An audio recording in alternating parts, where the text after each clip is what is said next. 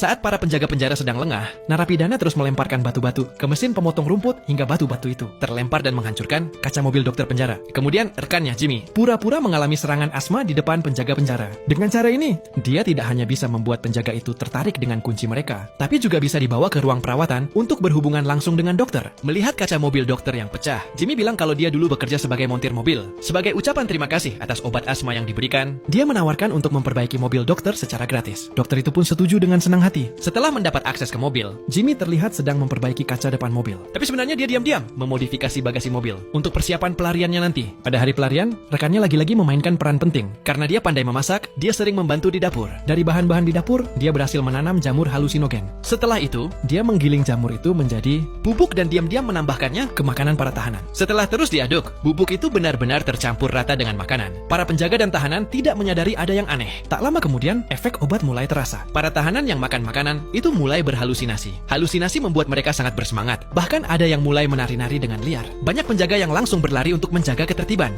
Agar tidak mencurigakan, rekannya juga pura-pura keracunan makanan, lalu memotong telapak tangannya dengan pisau. Sementara itu, Jimmy kembali pura-pura serangan asma dan dibawa ke ruang perawatan. Dengan begitu, keduanya bisa bertemu dengan mudah di ruang perawatan. Karena perilaku para tahanan yang semakin aneh, penjaga penjara mendesak agar mendapatkan bantuan dari ruang perawatan. Setelah mendapat pemberitahuan, para dokter segera mengambil perlengkapan medis mereka dan bergegas menuju kantin. Sekarang, hanya tinggal Jimmy dan rekannya yang ada di ruang perawatan. Jimmy dengan cepat mengeluarkan paku yang sudah dia siapkan sebelumnya dan membuka kedua borgol mereka. Kemudian dia menemukan botol nitrogen, cair di dekat tempat tidur rumah sakit dan menggunakannya untuk menurunkan suhu kunci sensor dengan cepat, sehingga kunci tersebut rusak dan pintu ruang perawatan terbuka dengan otomatis. Selanjutnya, mereka pergi ke pintu belakang ruang perawatan dan memasukkan kunci buatan mereka ke dalam lubang kunci. Namun kunci itu terbuat dari sabun. Kalau terlalu dipaksakan, kunci itu bisa patah. Tapi kalau tidak cukup ditekan, pintu itu tidak akan terbuka. Saat keduanya bingung harus bagaimana, mereka tiba-tiba mendengar suara penjaga penjara dari ruang perawatan.